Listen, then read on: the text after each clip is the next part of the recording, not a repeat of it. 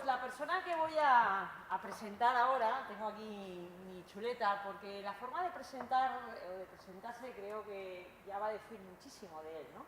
Si hablábamos que cómo esos proyectos que habéis estado construyendo y que es el espíritu que queremos transmitir a los chavales, ¿no? Que hablen de nuestros valores, de quiénes somos, ¿no? Y de qué necesidades queremos cubrir, pues creo que esta frase de Mandela, bueno, pues nos dice mucho de él.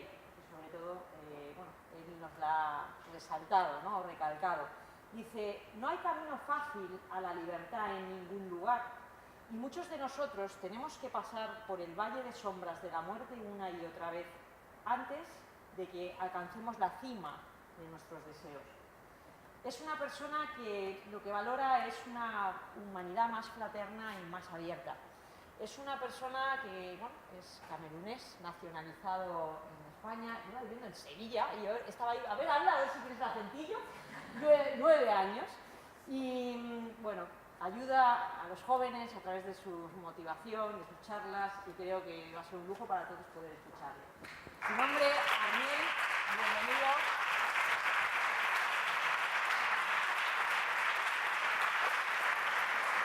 Muy buenas a todos. ¿Se me oye? Bueno, pero antes de todo, siempre me gusta decir la verdad al inicio. Deciros que la J y la R estaban muy peleaditos.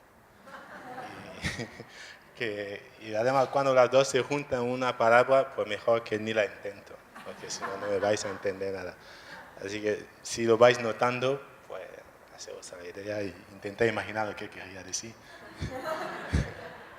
Bueno, y después de eso, sobre todo, dar las gracias a Margarita, ¿no? y a Fundación Create, ¿no? Por esta oportunidad que me han brindado para poder estar aquí y poder compartir este momento con vosotros, ¿no? Y Maggie lo puede decir. Cuando hablé con ella, o primero hablé con Teresa, porque ella habló con Teresa, mi mujer, lo primero que hice fue meterme en la página de Fundación Create. Y todo lo que yo veía allí, y decía, pero parece que esta gente están leyendo en mi mente, porque había muchas cosas que decían que son cosas en las que creo y que pues con las pequeñas posibilidades que tengo ya me he echado a andar, porque me considero un caminante. Yo no soy experto en nada, pero tengo mucha fuerza de voluntad y con esto me he hecho a andar y pues el mismo camino me va dando la gente para compartir este camino y para ir descubriendo por dónde tengo que tirar, ¿no? Y entonces yo lo repetía también a Isa, que si yo fuera, no sé, un jefe en una alcaldía, en un ayuntamiento, yo daría un premio a Fundación Create por todo, por su trabajo, ¿no? Que lo merecen.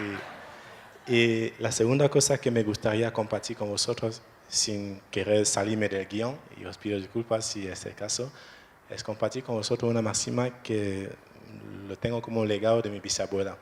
Mi bisabuela, sus funerarias fueron el pasado viernes, sábado y domingo, y ella se murió, pensamos a los 110 o 111 años, pero no lo sabemos porque lo evaluamos a base de lo que ella nos cuenta.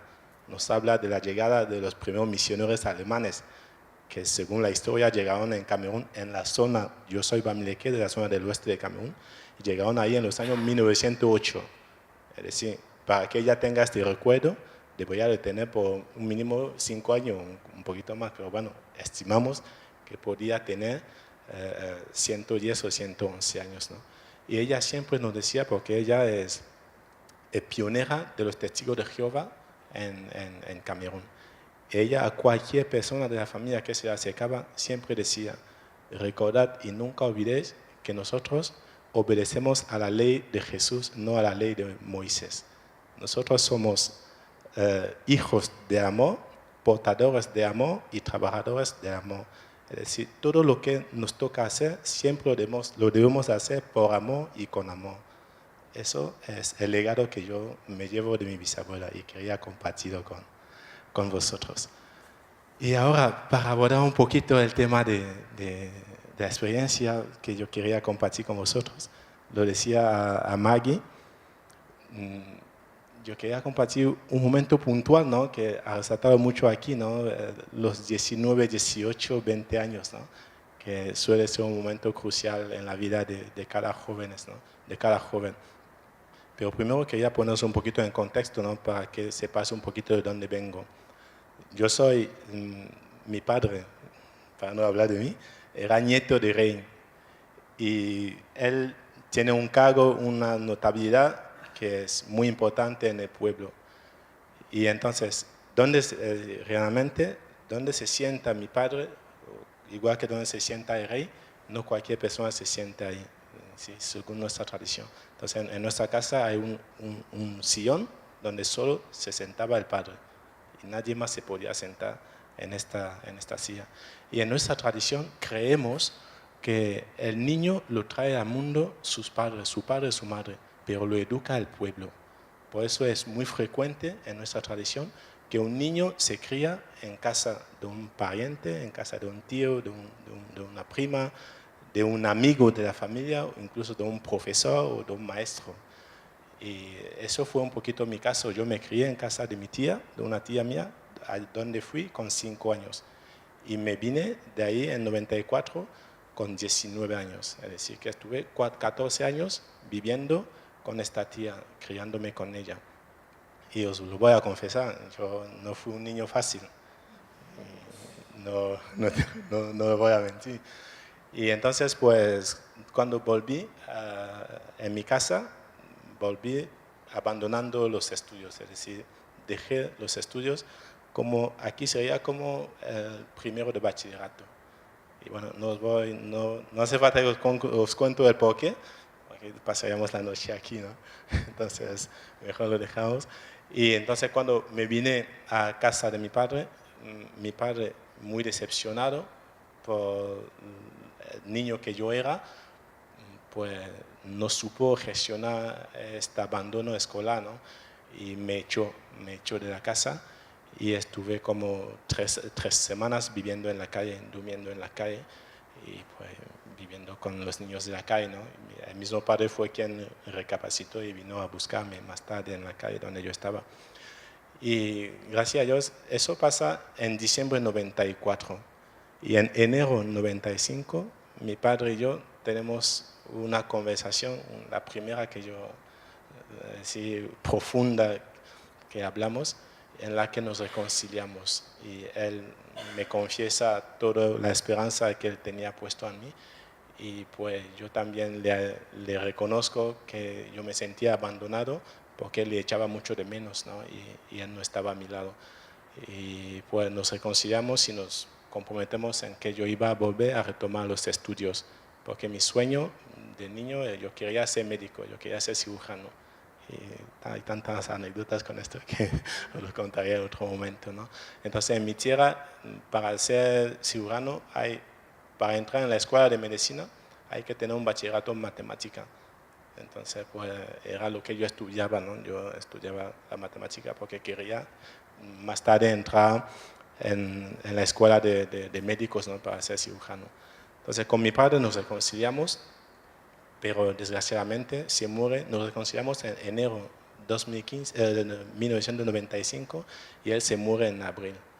Y entonces, cuando él se muere, pues con él se va toda mi fuente toda la fuente de financiación, ¿no? Que podía tener. Y pues de manera inocente yo me lanzo en la vida, sí, no vuelvo a cole, pero me lanzo en la vida viviendo de lo que podía y haciendo cualquier cosa que me salía a mano para hacer, ¿no? Hasta que un día, en 96, hay una vecina, porque en el barrio, os lo comento, en el barrio pues me tenían tachado como el delincuente, ¿no? Yo era un poquito como la vergüenza de mi familia, ¿no? Porque yo era el niño con quien ningún padre quería ver a su hijo en compañía, ¿no? Y pues las casas en las que normalmente solía entrar, pues cuando yo entraba me echaban de manera como discreta, ¿no? Pero me echaban. Y entonces esto no me daba cuenta, yo seguía viviendo mi vida hasta que en 96 hay una vecina que está acaba de terminar la secundaria, y yo era un niño muy inteligente. Yo siempre fui becado, es decir, en nuestro sistema, igual que aquí, para tener una beca, pues tienes que sacar notas bastante grandes, bastante fuertes, ¿no? Y yo era muy bueno en matemática, todo lo que era ciencia, a mí me encantaba y a mí se me daba muy bien. Entonces hay una vecina, una chica que me llamó para pedirme ayuda, para darle clase de apoyo en matemática y física. Y yo estaba sentado con ella en su casa, estudiando, enseñándola, cuando entró su tío, y es tartamudo. Puedes imaginar un tartamudo que se burla de ti. Entonces el escenario un poquito... Y él entra, me ve ahí y me pregunta en francés, ¿no? Tartamudeando. Me pregunta, pero ¿tú qué haces ahí? Me pregunta a mí. Y yo sorprendido, que la gana de preguntar, ¿tú no ves que estoy aquí estudiando con tu sobrina? Y él me pregunta, yo te demanda todo, te pregunto a ti, ¿tú qué haces ahí? Te pregunto, ¿tú qué haces ahí? Y como, no sé, con una mueca, ¿no? Se da la vuelta, pero yéndose, habla y yo le oigo. Y él dice, un niño en quien teníamos puesto nuestra esperanza, un niño en quien confiamos que mañana él iba a tener la mano de sus hermanos pequeños, los iban a enseñar, ¿no? Los iban a indicar el camino, el buen camino, y nos ha decepcionado, nos ha dejado, en mi país dice, y nos ha laissé au carrefour, es decir, nos ha dejado en un cruce de camino, ¿no? Como que nos ha dejado en el peor momento en la que esperábamos, ¿no? Y cuando él dijo eso, se fue, se metió en su habitación y enseguida pues, sentí como una losa encima de mis hombros, ¿no? Y no pude ni decir una palabra más a esta chica con quien estaba estudiando. Y me levanté, la dije que volvía, me levanté, me fui en mi casa, me senté en el sillón de mi padre, lo cual en mi tradición tiene un significado muy, muy importante. Me senté en el sillón de mi padre y empecé a llorar, sintiéndome abandonado, preguntando a mi padre, ¿por qué me has abandonado? ¿Por qué te has ido ahora que más te necesitaba? Cuando nos hemos reconciliado, cuando tenía todo para poder retomar mi sueño, para poder retomar, ¿por qué ahora te vas? ¿Por qué? Y lloraba, pero hablando a voz alta, sentado en el salón de nuestra casa, la puerta abierta. Entonces pasaba una vecina, la tía de este vecino que me había dicho esto, era también muy, muy buena amiga de mi padre. Ella pasaba y me vio ahí sentado llorando. Entonces se me acercó, yo ni le había oído entrar, me tocó por los hombros y me preguntó qué me pasaba. Y entre sollozos pues, intenté explicar, ella me dijo, no, vente conmigo, y me llevó a su casa. Y ahí me hizo sentar y yo la conté lo que me acaba de pasar. Y ella me dijo, Amel, de todo corazón yo te lo digo, tú no eras la esperanza solamente de tu padre, eras la esperanza de todos los padres de este barrio, porque yo vengo de un barrio conflictivo, un barrio en el que la mayoría de los niños, muy pocos, estudian. La mayoría son o futbolistas o músicos, o ladrones, es decir, están o en la cárcel o con un micrófono cantando o en el campo jugando al fútbol, ¿no? Entonces, yo era un poquito, y eso no lo sabía, yo en el barrio era un poquito la esperanza, es decir, era un poquito como la luz que los padres de este barrio pensaban que podía iluminar y motivar a que otros niños sigan este ejemplo, ¿no? Entonces, ella me lo confiesa, me dice, es que tú no solamente has decepcionado a tu padre, pero has decepcionado a casi todos aquí en el barrio, y aunque no todos no te lo dicen, eso es lo que sentimos. Nos sentimos como que nos ha defraudado, y yo me quedo así, sin saber qué decir. Pero ella me dice, de todas maneras, no tienes por qué llorar, porque si hubieras terminado tus estudios, pues los estudios te iban a dar una base para entrar en la vida activa, porque una cosa es los estudios y la otra cosa es la vida. Ella me decía, si tú tienes un bachillerato, si tú tienes un título o cualquier formación, pues la gente vendrá a buscarte para darte trabajo por tus conocimientos. Pero que si tú decides ser tonto como tu padre y yo, pues tendrás que salir tú a buscar trabajo. Y ella me decía que no por haber fracasado en los estudios significa que yo soy un niño fracasado. Aunque la gente me tachan de delincuente, que no me paro en esto, sino que miro en mí y que busco en mí todo lo que tengo como capacidad, como cualidad, para poder enfrentarme a la vida, para poder hacer de mí un hombre respetable, un hombre que inspira confianza y respeto, ¿no? Y ella me dijo que ella cree que yo soy capaz de hacer esto. Porque, os lo cuento, yo cuando dejé los estudios empecé a vender buñuelos, hacía cualquier tontería. Y con los pocos dinero que yo ganaba, mi padre tenía un pequeño espacio, terreno ahí, y ahí yo construí una habitación, pero vendiendo, trapicheando, cualquier cosa, y ella me lo recalcó, algo que para mí era normal, ¿no? Ella me lo recalcó, me dijo, mira, tus hermanos trabajan desde años y nunca están todavía viviendo en casa de sus padres, cada uno tiene su habitación, y tú de nada has podido construir algo, no es grande, pero demuestra todo lo que tienes dentro. Ella me dijo, yo creo que tú tienes todo un futuro delante, pero las letras con las que se va a escribir este futuro depende de ti, depende de tu capacidad de entrega, depende de tu capacidad, de tu voluntad de hacer esa cosa. Y pues me dijo eso y me dio 500 francos de mi país, invitándome a comprar un zumo para calmar mi dolor. Y cuando salí de ahí, pues volví a mi casa, me volví a sentar en el sillón de mi padre y seguí hablando con él, pero esta vez para pedirle perdón.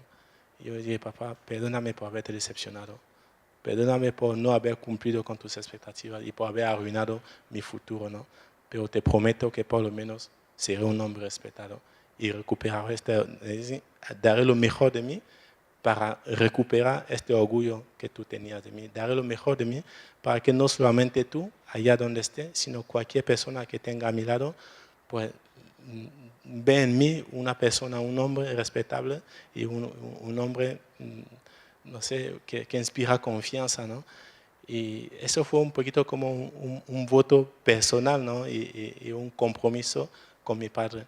Y yo creo que desde ahí nació el hombre que, al hilo de las experiencias, al hilo de las pruebas, al hilo de las vivencias de la vida, ¿no? Ha terminado siendo un poquito el hombre que soy hoy, ¿no? Y desde la experiencia que tengo hoy, cada vez cuando miro atrás, pues doy gracias al Señor por estos padres que he tenido, por esta gente que he tenido en mi camino. Y mi deseo más profundo, ¿no?, es hacer yo lo mismo con estos niños que hoy están en la calle en mi país, con estos niños que hoy se sienten fracasados, con estos niños que hoy se sienten perdidos, ¿no?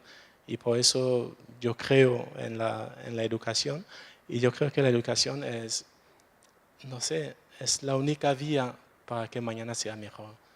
Y según yo os lo he dicho desde el inicio, no soy experto en nada, pero desde los pequeños ojos, además unos ojos que han llorado bastante y que por supuesto pueden estar un poquito borrosos de vista, pero cuando miro la vida, yo creo que veo que cada vez hay más gente formada y cada vez hay menos gente educados, porque yo separo la educación de la formación. Yo creo que la educación es adquirir valores que hace que mañana pues, pueda ser útil a tu sociedad, ¿no? Hay un escritor camerunés, Guillaume Oyono, que dice en uno de sus libros que un individuo debe de trabajar para mejorar no solamente su condición de vida, sino también y sobre todo la de la sociedad, ¿no?, de la comunidad en la que va a vivir. Porque por muy bueno que sea y tenga una comunidad que no es viable, pues tú tampoco vas a poder vivir. Entonces desde ahí pues intento cada día dar lo mejor de mí, aportar mi granito con proyectos, con ideas, y pues hasta ahora con lo poco que tengo y con la gente que me acompaña, pues intento trabajar y ahondar en este sentido, ¿no? Y de hecho Maggie lo puede decir, lo primero que yo le pregunté es, oye Maggie, estoy encantado con lo que voy leyendo en vuestra página, ¿me podéis apoyar en Camerún? Porque ahí hay muchas cosas que hacer. Y pues es un poquito lo que quería compartir con vosotros, y esperando que pues, el granito, lo que haya compartido con vosotros, pues sirva para que os sentís más responsable, ¿no? Porque yo creo hoy en día, desgraciadamente, pues la educación queda como entre comillas, ¿no? Y yo creo que el mejor sitio para educar a los niños, para poder sembrar este grano en ellos, son los centros educativos. Y, bueno, por supuesto, todo otro espacio en el que los jóvenes se pueden reunir, ¿no? Pero yo creo que los maestros y todo el cuerpo docente tenéis una labor muy, no sé, muy grande y muy valioso. Y es muy bueno hacerlo desde el corazón, porque así es como podremos juntos, ¿no?, ayudar a que cada uno se conozca a sí mismo y que pueda aportar su granito para mejorar esta sociedad que tenemos que compartir entre todos. Muchas gracias.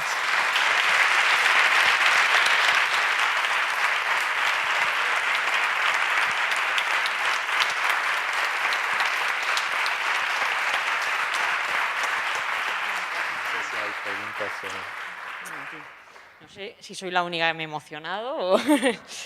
Yo esto no necesito esto. ¿Alguien le quiere hacer alguna pregunta?